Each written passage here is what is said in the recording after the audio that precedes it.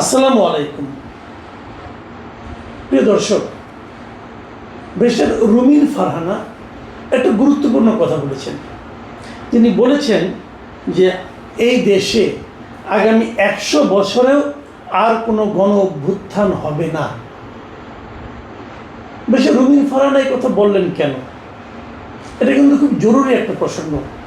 অনেকে হয়তো বলবেন, ব্যারিস্টার রুমিন ফারহানাও কি 2024-এ হয়ে যাওয়া গণ অভ্যুত্থানের সুফল ভোগ করছেন না? হয়তো করছেন, কারণ 2024-এ গণ অভ্যুত্থান না হলে, হাসিনা সরকারের পতন না হলে এখনও কিন্তু দেশে শেখ হাসিনার সরকারই থাকতো। তারা 2029 সাল পর্যন্ত থাকতোই। তখন তো রুমিন ফারহানা এত দ্রুত ইলেক্টেড হয়ে জাতীয় সংসদের সদস্য হতে পারতেন না। সেই হিসেবে উনি একভাবে কিন্তু তার সুবিধাভোগীও বটে। সেই সুবিধাভোগী ব্যক্তিটাই এখন কেন বলছেন যে আগামী 100 বছরেও এদেশে আর কোনো গণ অভ্যুত্থান হবে না? রাগ থেকে বলছেন, অভিমান থেকে বলছেন, ক্ষোভ থেকে বলছেন, নাকি একদম হিসেব নিকেশ করেই বলছেন? আচ্ছা, এই গণ অভ্যুত্থান যেটা হয়েছে 2024 সালে, একটা আন্দোলন হয়েছে পুরো জুলাই মাস ধরে, এবং অগাস্টের 5 তারিখে শেখ হাসিনার সরকার তাসের ঘরের মতো হুড়মুড় করে ভেঙে পড়েছে। এদের যে কেন্দ্রীয় নেতা, মূল যারা নেতা ছিলেন, তাদের মধ্যে 90% বেশি দেশ ছেড়ে পালিয়েছে। এই বাস্তবতা আমরা দেখেছি। কাদের নেতৃত্বে এটা হলো? কারা করলো এই কাজ? অনেকে অনেক কথা বলবেন। অনেকে বলবেন আমরাই মূল লোক, অনেকে বলবেন না আমরা না, ওরা মূল লোক, কেউ কেউ বলবে জামাত বলবে আমরাই আসল, অনেকে অনেক কথা বলবেন। কিন্তু আমরা জানি, আমরা যারা দেশে ছিলাম এবং পুরো আন্দোলনের সময় ছিলাম, জুলাই মাসের আগের থেকেই ছিলাম, জুলাই মাসের আগের থেকে সরকারের বিভিন্ন কর্মকাণ্ডের প্রকাশ্যে সমালোচনা করতাম, আমরা খুব ভালো করেই জানি এই আন্দোলনটা ছিল আসলে জনগণের আন্দোলন। মানে গণ অভ্যুত্থান, মানে জনগণের অভ্যুত্থান। জনগণ ক্ষেপে গিয়েছিল, জনগণ বিরক্ত ছিল ওই সরকারের প্রতি, জনগণ ওই সরকারের পতন চেয়েছিল, জনগণ রাস্তায় নেমেছিল, এই জন্যই ওই সরকারের পতন ঘটেছিল। এর মাঝখানে আর যাদেরকে দেখেন, যারা দাবি করে আমরা নেতৃত্ব দিয়েছি, অমুক করেছি, তমুক করেছি, তারা অনেক কিছুই করেছেন, কিন্তু তার মাধ্যমে এই সরকারের পতন ঘটেনি এবং ঘটতও না যদি জনগণ না নামত। তাদের কারোর উপরে দেশের জনগণের কোনো আস্থা ছিল না। এই কারণে তারা তো মোটেই পরীক্ষিত কোনো নেতৃত্ব ছিল না। তারা কতগুলি ছাত্র ছিল, এবং এই ছাত্ররা মাঠে ছিল, মাঠে আরও অনেকেই ছিল, কিন্তু যারা ছিল তাদের মূল লক্ষ্য ছিল একটা, সেটা হলো হাসিনা সরকারের পতন। হাসিনা সরকারের পতন হয়েছে, যে যার মতো ঘরে ফিরে চলে গেছে।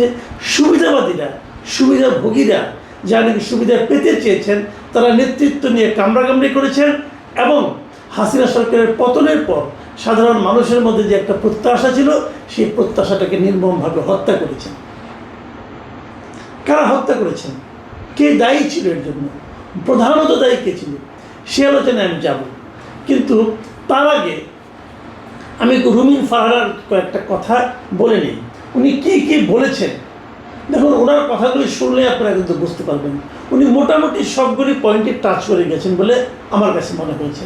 তিনি বলেছেন যে গণ অভ্যুত্থানে যে স্বপ্ন ছিল 24-এ, শেষবারের মতো মানুষ তার জীবন বাজি রেখেছিল, তারপর যখন দেখলো এটা কতিপয় মানুষের নিজস্ব সম্পত্তি, এটা বাংলাদেশে উগ্রবাদের নতুন উত্থান, অদ্ভুতভাবে কিছু নেই থেকে শত কোটি টাকার মালিক হয়ে যাওয়ার একটা প্রকল্প, তখন স্বাভাবিকভাবেই গণমানুষ হাজারবার, লক্ষবার, কোটিবার চিন্তা করবে এরকম গণ অভ্যুত্থানে যাওয়ার আগে। মানুষের হতাশার কথা বলেছেন, প্লাস সেই হতাশা কেন মানুষের মধ্যে ভর করেছে সেই কথা বলেছেন। একদম নেই থেকে কোটিপতি হয়ে যাওয়া, একদম নেই থেকে ক্ষমতার মসনদে চড়ে বসা। উদাহরণ দিয়ে বলি, আপনারা দেখেন মাত্র দুদিন আগে গত শনিবার দিন একটা ঘটনা ঘটেছে। ঘটনাটা ছোট, কিন্তু ওই যে বলে না যে ভাত একটা টিপলে বাকিগুলির অবস্থা বোঝা যায়, এখানে এই ছোট ঘটনা দিয়ে আমি আপনাদেরকে জাস্ট মানসিকতাটা বোঝাতে চাই, যারা নাকি এই আন্দোলনের নেতৃত্বের দাবিদার, প্রথমে বলে রাখি, এই আন্দোলনে কোনো নেতা ছিল না, কিন্তু তারা দাবিদার। কেউ প্রতিবাদ করেনি, কেউ পাল্টা দাবি করেনি, কাজেই তারা দাবিদার। এমন একজন দাবিদার হলেন, সংসদ সদস্য হয়েছেন আব্দুল হান্নান মাসুদ। উনি কী করেছেন, গত শনিবার দিন মানে 11 জুলাই উনি একটা ফেরি ঘাট থেকে চলে গিয়েছে, তাহলে 2-2.5 ঘন্টার পর যাবে সে।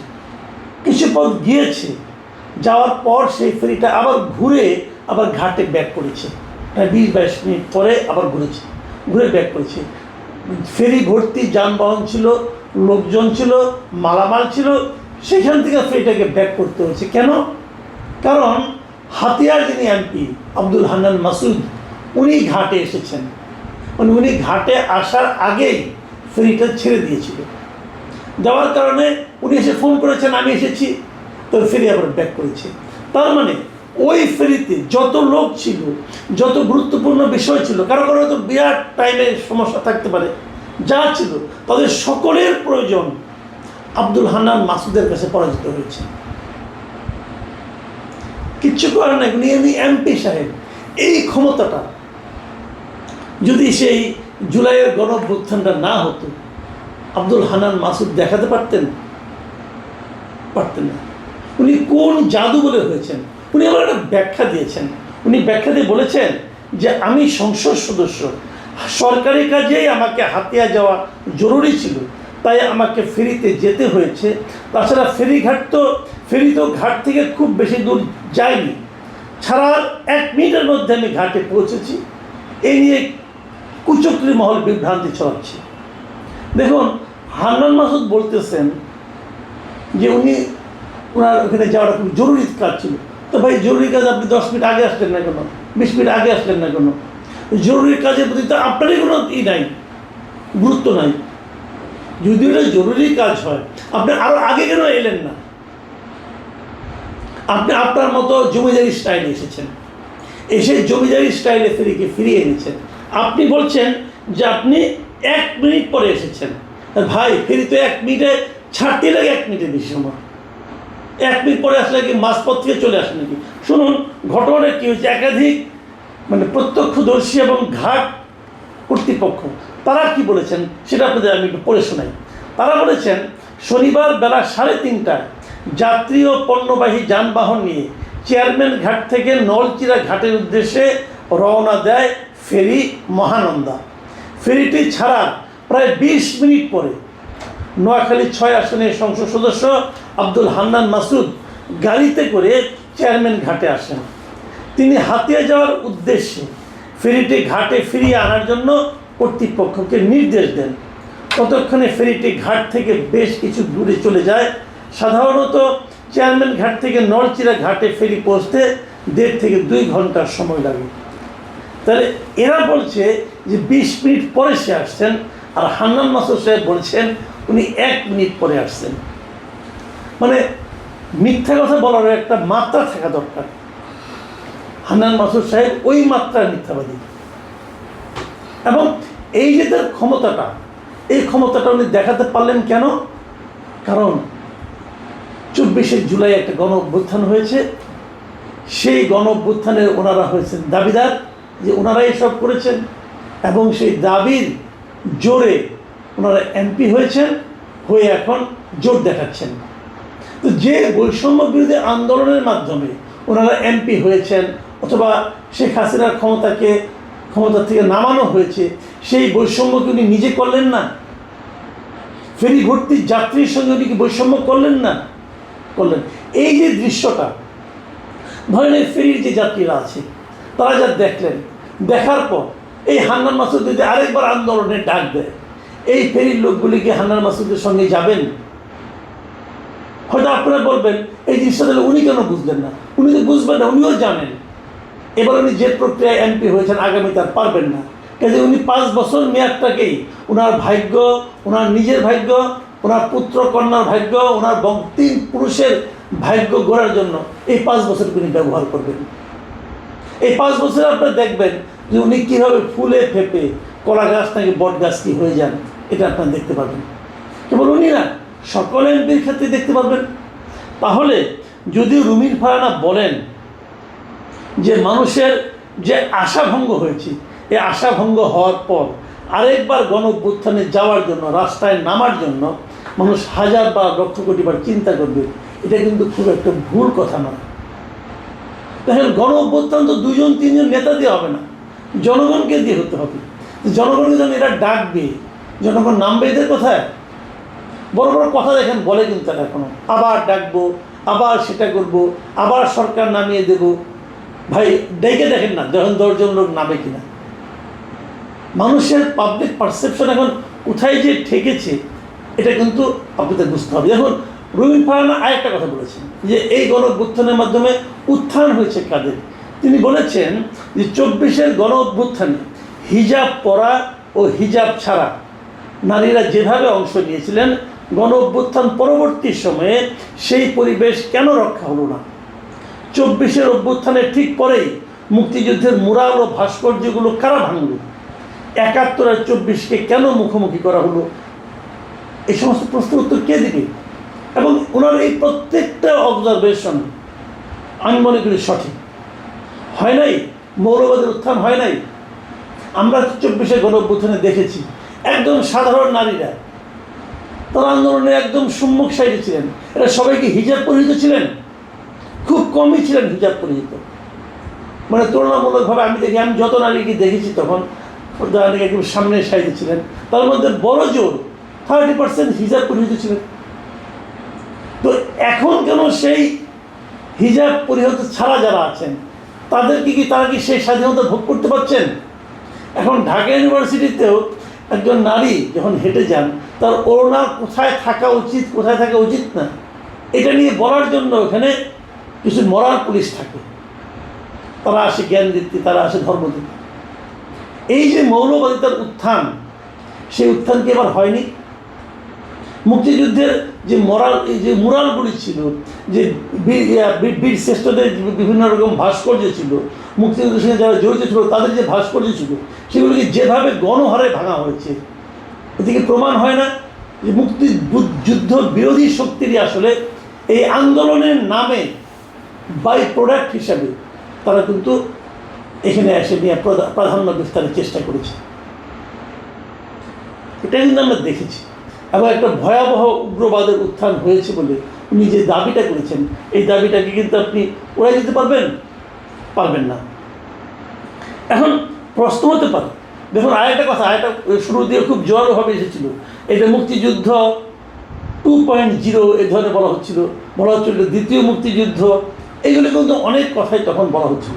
মানে তারা এটার মাধ্যমে 71-এর মুক্তিযুদ্ধের প্যারালাল এই 24-এর গণ অভ্যুত্থানকে তুলনা করার চেষ্টা করেছেন, দাঁড় করানোর চেষ্টা করেছেন। মুক্তিযোদ্ধা বিএনপি দলীয় এমপি অ্যাডভোকেট ফজলুর রহমান কিন্তু একটা ভালো জবাব দিয়েছেন জাতীয় সংসদে। তিনি বলেছেন, মুক্তিযুদ্ধ যদি হিমালয় পর্বত হয় তাহলে এই 24-এর যে গণ আন্দোলন সেটা ছিল একটা ঢিবির মতো। তুলনাটা হয়তো শুনতে অনেকের কাছে অনেক বেশি পার্থক্য মনে হবে, কিন্তু তুলনাটা আসলে কিন্তু একদম বাস্তবতার কাছাকাছি ছিল। আপনারা তো বলবেন যে এমন একটা অভ্যুত্থান কেন ব্যর্থ হয়ে গেল, এর পেছনে আসলে কে দায়ী?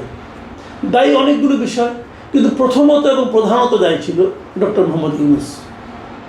এটা হলো আমার বিশ্লেষণ, আমার বিবেচনায়। ডক্টর ইউনূস নিজে খুব সুকৌশলে এবং খুব সুপরিকল্পিতভাবে এই আন্দোলনের যে মূল স্পিরিটটা ছিল সেটাকে ধ্বংস করে দিয়েছে। মূল স্পিরিটটা কী ছিল? মূল স্পিরিটটা ছিল তরুণদের উত্থান, মূল স্পিরিটটা ছিল অন্যায়ের বিরুদ্ধে তরুণদের প্রতি সাধারণ মানুষের যে নির্ভরতা, এটাকে উনি নষ্ট করে দিয়েছেন। প্রথম কী কাজটা করেছেন, উনি এই তরুণদের মাঝখান থেকে কতগুলো আনারই কিন্তু লোভী ব্যক্তিকে নিয়ে উনি ওনার ক্যাবিনেটে উপদেষ্টা হিসেবে বসিয়েছেন। আমি শুরু থেকেই কিন্তু বলেছিলাম, একদম শুরুতে ওনাদেরকে উপদেষ্টা বাড়ানোর পরে আমি প্রথমেই বলেছিলাম যে এটা হলো এই সরকারের একটা ব্লান্ডার বলেছিলাম। কেন? আমি তখনও ডক্টর ইউনূসের সরকারের উপর আশাবাদী ছিলাম। আশাবাদীরা যখন ভুল করে তখন সেটাকে ব্লান্ডার বলা যায়, আমি ব্লান্ডার বলেছিলাম। আসলে ব্লান্ডার কিছু না, ডক্টর ইউনূসই ছিল আমাদের জন্য ব্লান্ডার। এবং ডক্টর ইউনূস দায়িত্ব নেওয়ার পর পুরো আন্দোলনের যে স্পিরিট সেটাকে ধ্বংস করে দেওয়ার জন্য অত্যন্ত সুপরিকল্পিতভাবে কতগুলি আনারি নাবালককে নিয়ে উনি ক্যাবিনেটে বসাইছেন এবং সেই সঙ্গে লোভী। এদের আচরণের মাধ্যমে পুরো দেশে যে যুব সমাজের মধ্যে যে ঐক্য যেটা ছিল এটাকে ধ্বংস করে দেওয়া হয়েছিল। তারা যখন সারা দেশের যুব সমাজ যখন দেখলো যে ঢাকায় বসে 2-3 জন লোক খুব টাকা পয়সা কামানোর সুযোগ পেয়েছে, এবং তারাও সারা দেশে কিন্তু একই কাজ শুরু করে দিল যে আমরা কেন পিছিয়ে থাকবো। এভাবে সারা দেশের যুব সমাজের উপর সাধারণ মানুষের এক ধরনের বৃত্তিষ্ঠার জন্ম দেয়।